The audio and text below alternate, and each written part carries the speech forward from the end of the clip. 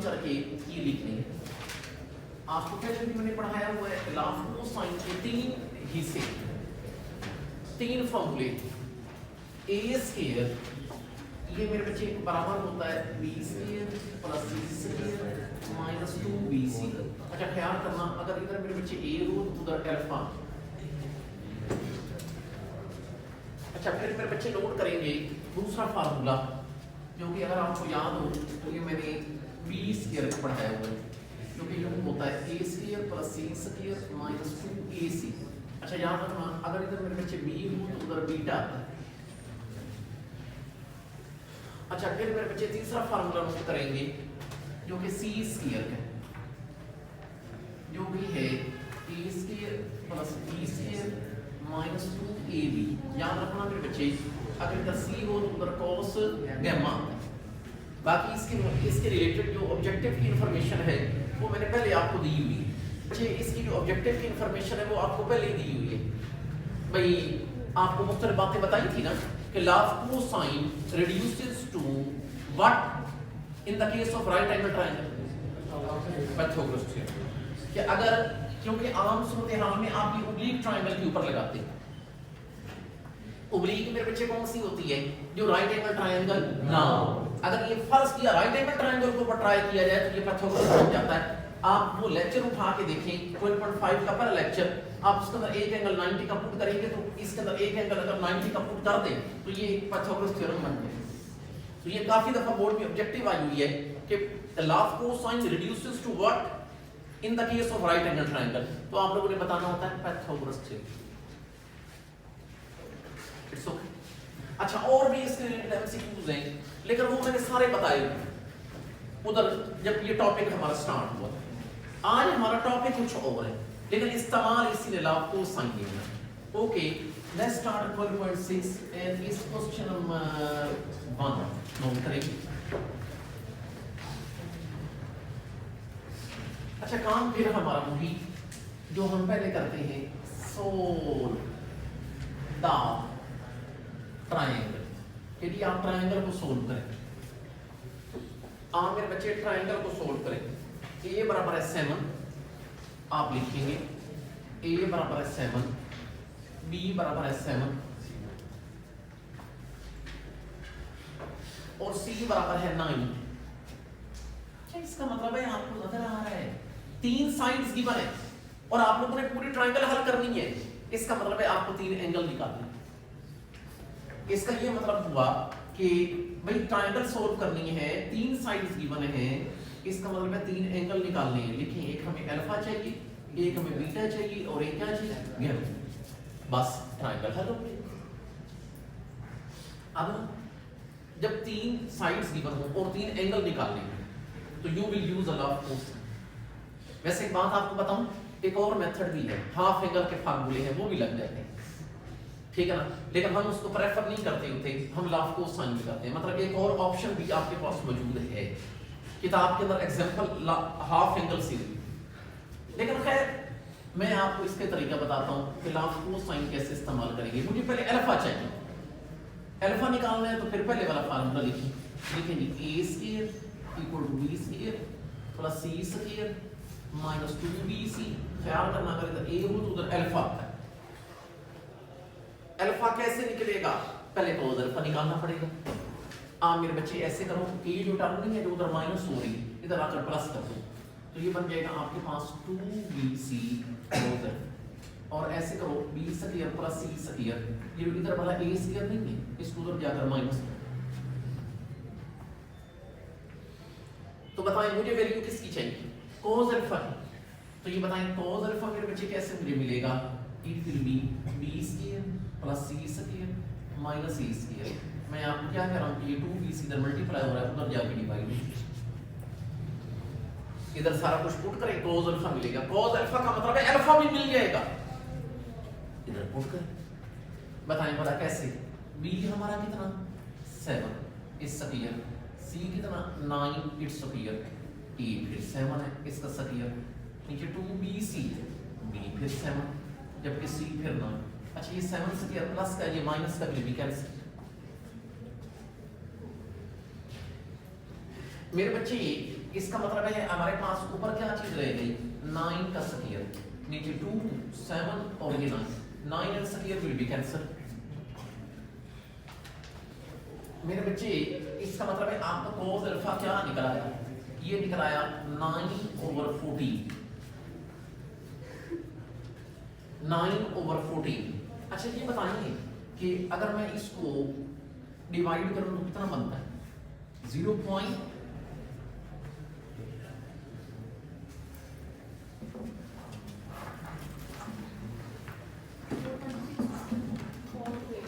Six 4 2 8, लेकिन मुझे alpha चाहिए और आपको बड़े अच्छे तरीके से पता है कि अल्फा निकालने के लिए इधर वाला cos उधर जाकर cos का क्या बनेगा इनवर्स। मेरे बच्चे ये जब उधर जाकर cos का इनवर्स बनेगा इट विल बी 0.6428। अच्छा जवाब हमेशा डिग्री और मिनट्स में बताना क्योंकि एंगल निकल रहा है। 49 डिग्री ये मेरे बच्चे निकलेगा 49 डिग्री एंड 59 मिनट्स। आपकी इंफॉर्मेशन के लिए आपको बात बताऊं क्योंकि यहाँ पर 59 मिनट्स हैं, अगर एक और मिनट होता 60 मिनट हो जाए तो 1 डिग्री बढ़ जाता है। इसका मतलब है अगर किताब के अंदर 50 डिग्री लिखा है तो कोई हर्ज नहीं, और शायद किताब वाले ने लिखा मतलब ये कोई हर्ज नहीं है। उसकी रीजन मैं आपको बता रहा हूँ क्योंकि 1 डिग्री में 60 मिनट्स होते हैं और यहाँ पर 59 मिनट्स हैं। इसका मतलब एक और मिनट और हो जाता तो हमारा ये 49 डिग्री ना होता 50 डिग्री होता। तो ये साथ अगर ये लिख दें तो देन इट्स ओके, लेकिन अगर आप सिर्फ इसको 50 डिग्री लिख दें तो then it's also okay. We got alpha, now I want to get beta, और आपको पता बीटा निकालने के लिए मैं दूसरा फार्मूला लगाऊं। हाँ जी वो देखें दूसरा फार्मूला लगाएं, बी स्क्वायर इक्वल ए square plus C square minus 2ac। अच्छा इधर बी हो तो उधर बीटा,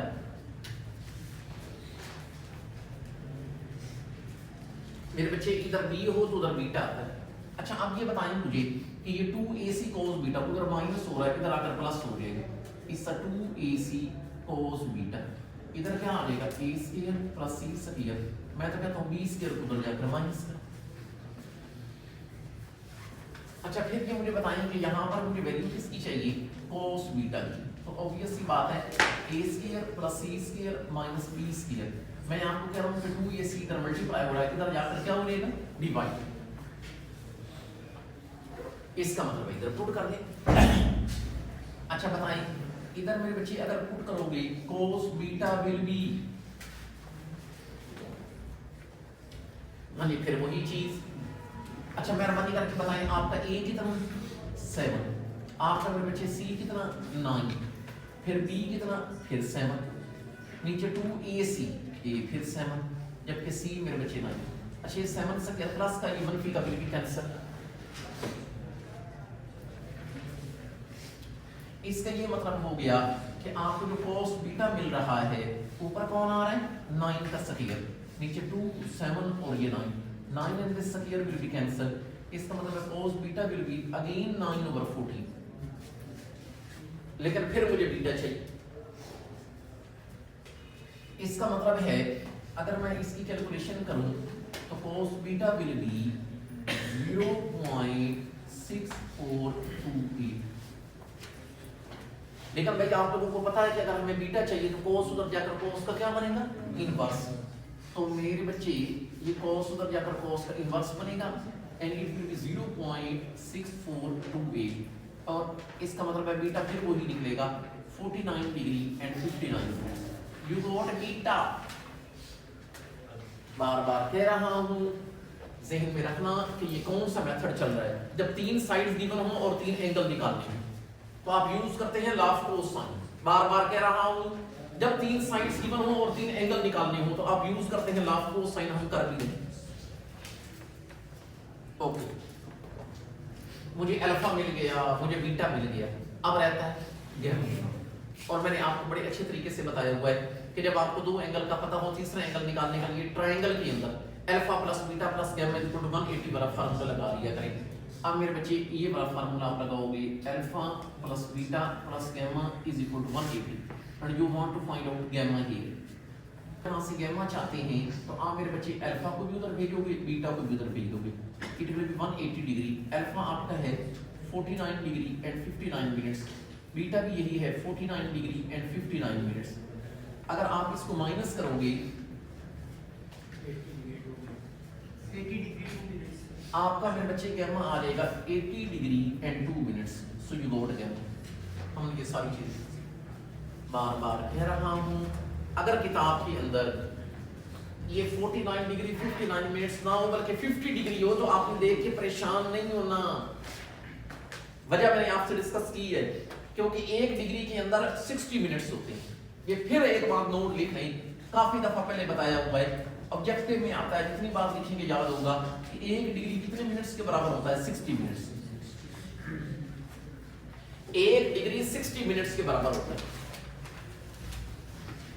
काफी दफा ये बोर्ड में एमसीक्यूज आए कि 1 डिग्री कितने मिनट्स के बराबर होता है, तो यू हैव टू राइट कि 1 डिग्री 60 मिनट्स के बराबर होता है। याद करना है कि ये रिलेटेड है 1 से लेकर 5, इनका मेथड सेम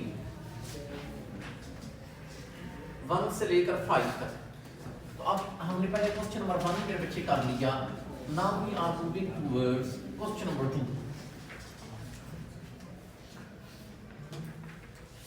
अच्छा, फिर लिखें कि a इक्वल टू 32,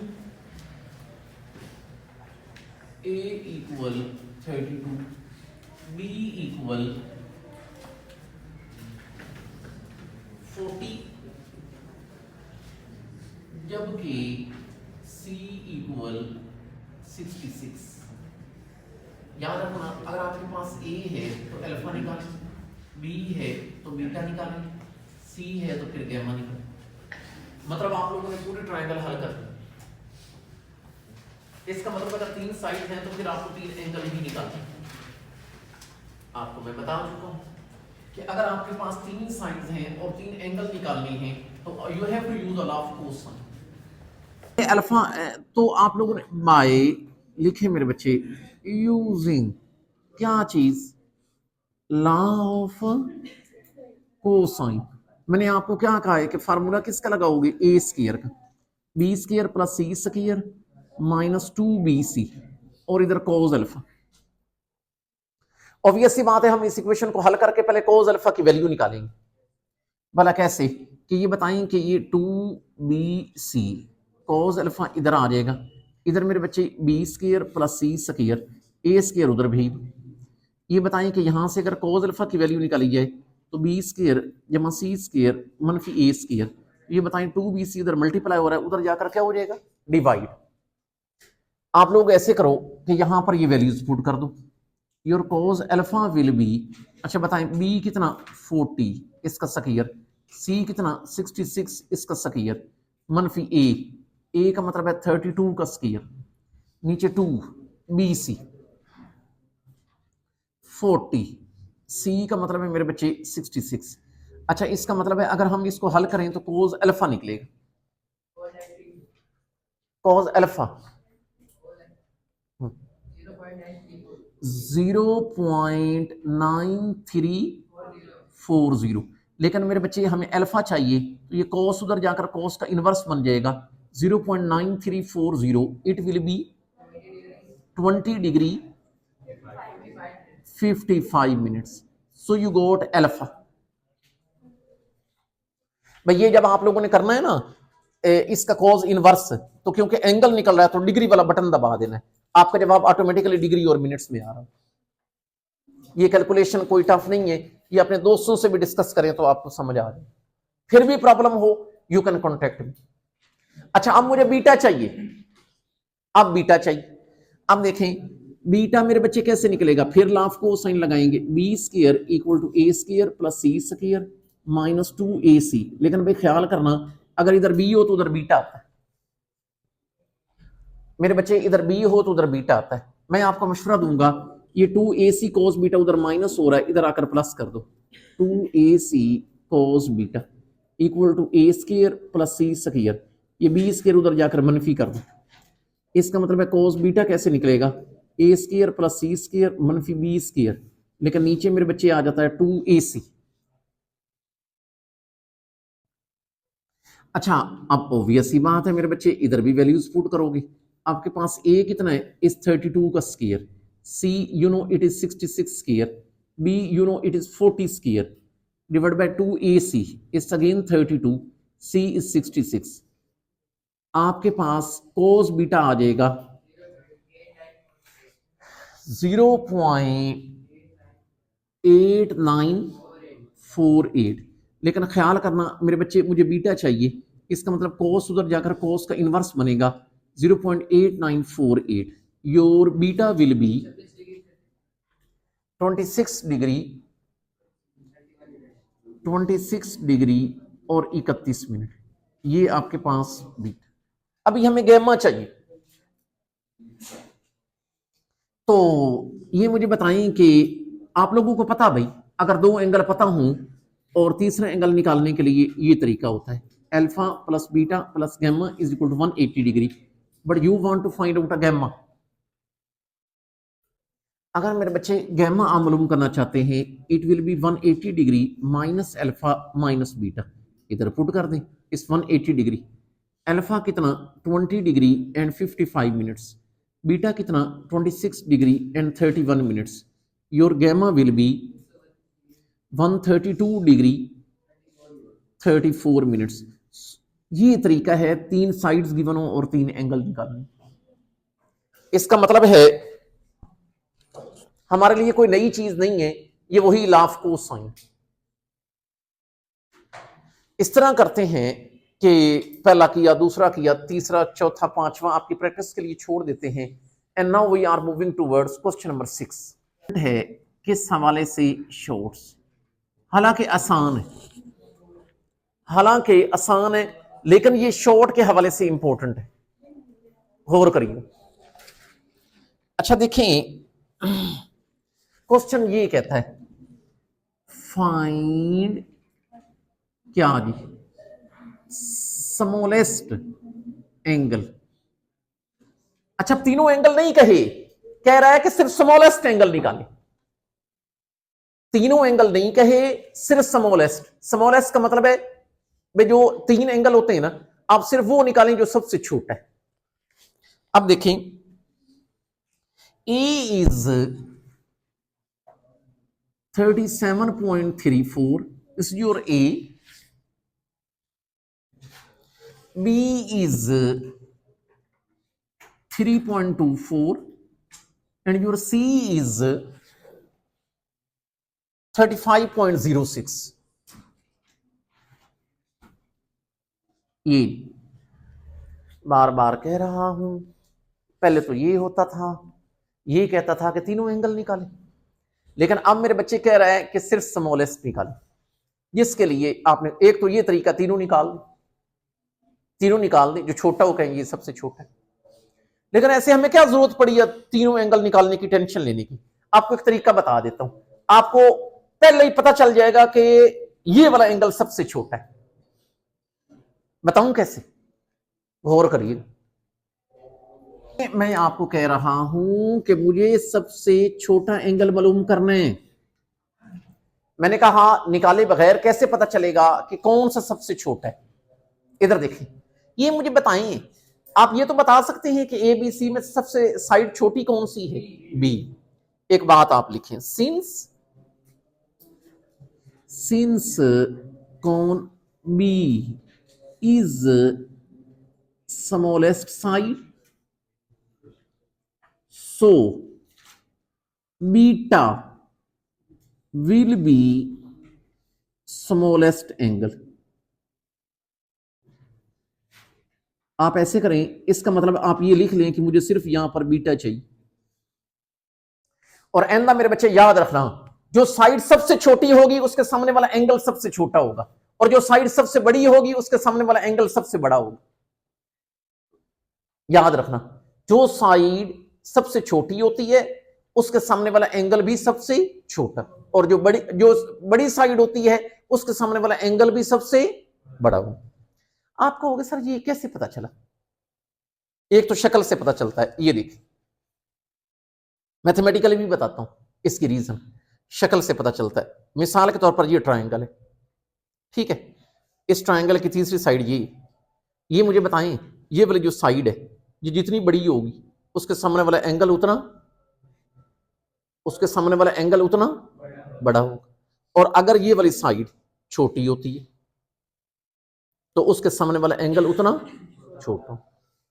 लेकिन ना, ये तो वैसे ही मैंने ग्राफिकली बताया। अब आपको मैथमेटिकली थोड़ा सा आइडिया देता हूं कि ये बात हमें कहां से पता चली है, आपके नॉलेज में भी इजाफा होगा। ये देखें, आपने लॉ ऑफ साइन सुना?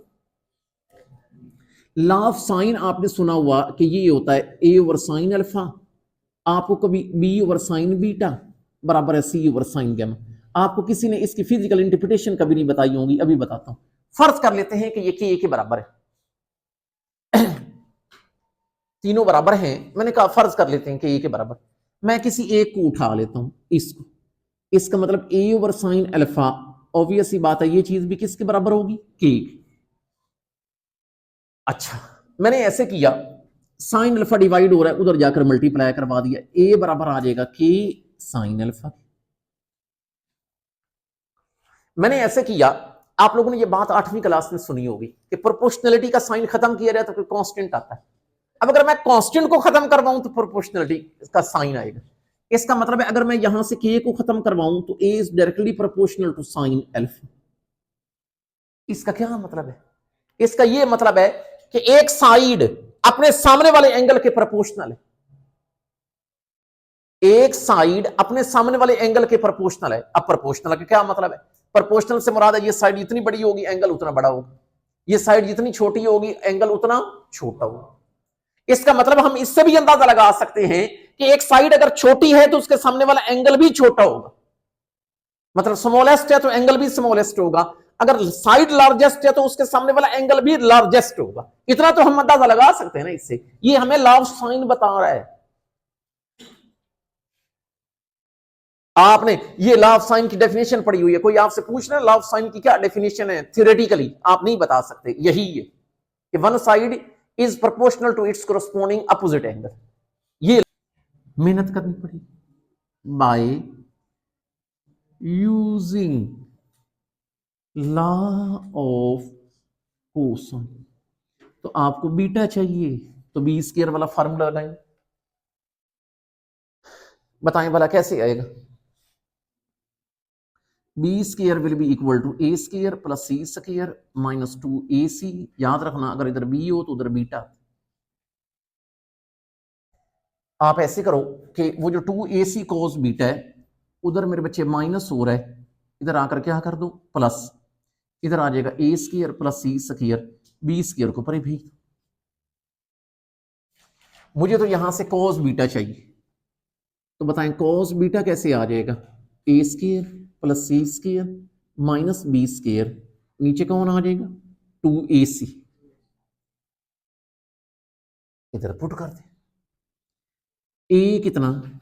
37.34 इस स्क्वायर, सी 35.06 इस स्क्वायर, बी इज 3.24 इसका स्क्वायर, नीचे 2ac 37.34, सी इज 35.06। आप इसको हल करेंगे, you will be getting cos beta and this will be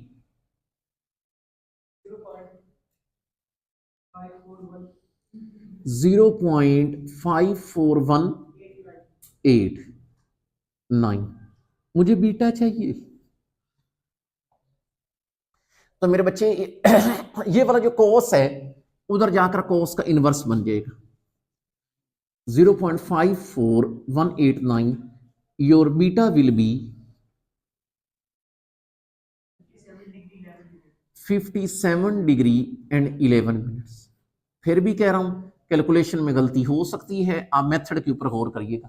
calculation में गलती हो सकती है। नोट में ये बड़ा आता है क्योंकि उसको भी पता होता है वे सिर्फ एक एंगल निकालने को कह रहे हैं, बच्चा सिर्फ 2 मिनट में ये कर लेगा। 3 साइड गिवन हो, 3 एंगल निकालने हो, वो जरा अवॉइड करता है पेपर में देने से शॉर्ट में। तो आप लिख लें इसलिए कि ये इंपॉर्टेंट है, लेकिन किस हवाले से? शॉर्ट्स। मेरे बच्चे उसी तरीके से ये देख लें, 3 side given, A equal to 16, B equal to 20, जबकि सी इक्वल टू 33। अच्छा, क्वेश्चन ये कहता है कि फाइंड द लार्जेस्ट एंगल। आप मेरे बच्चे लिखें फाइंड कौन सा जी लार्जेस्ट एंगल, लार्जेस्ट एंगल निकाले। अब फिर मुझे बताना, यहां से देख के आपने ऑब्जर्वेशन करनी है, ए बी सी, इनमें से सबसे बड़ी साइड कौन है? सी। आपको मेरे बच्चे लिखना पड़ेगा since c is largest, since c is largest side जी, क्योंकि मेरे बच्चे सी लार्जेस्ट साइड है, इसका मतलब है जो होगा सबसे बड़ा एंगल वो सी के सामने वाला होगा और वो गैमा होगा। सो कौन largest angle will be gamma, और वो हम चाह रहे हैं मालूम कर। नो वेरी सिंपल, आप जानते हैं कि हम लगाएंगे लॉ ऑफ कोसाइन बाय, बेशक लिख ली, by using law of cosine, you will use the formula of the c square। तो ये मुझे बताएं कि c स्क्वायर का फार्मूला मेरे बच्चे कैसे निकलेगा? a square plus b square minus 2ab। अच्छा, ख्याल करना अगर इधर c हो तो उधर cos गैमा आता है, इधर मेरे बच्चे c हो तो उधर cos गैमा आता है। आप बेशक ऐसे करें कि ये 2ab cos गैमा उधर माइनस हो रहा है, इधर आकर प्लस हो जाएगा। और एक काम करो मेहरबानी करके, सी स्क्वायर को उधर भी, आप तो मेरे बच्चे cos गैमा चाहते हैं, कोई बात नहीं, आप ऐसे करो a square plus b square minus c square, आप ऐसे करो 2ab इधर मल्टीप्लाई हो रहा है, उधर जाकर डिवाइड हो जाए, इधर वैल्यूज पुट कर दे। भला कैसे? a कौन है? इस 16, b is a 20, c is a 33 divided by 2ab, a is again a 16, b is 20। तो मेरे बच्चे अगर आप इसको हल करोगे, your cos gamma will be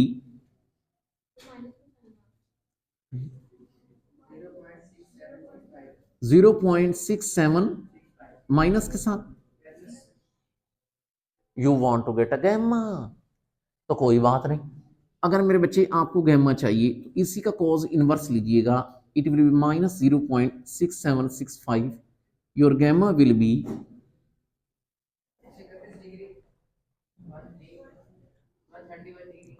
131 degree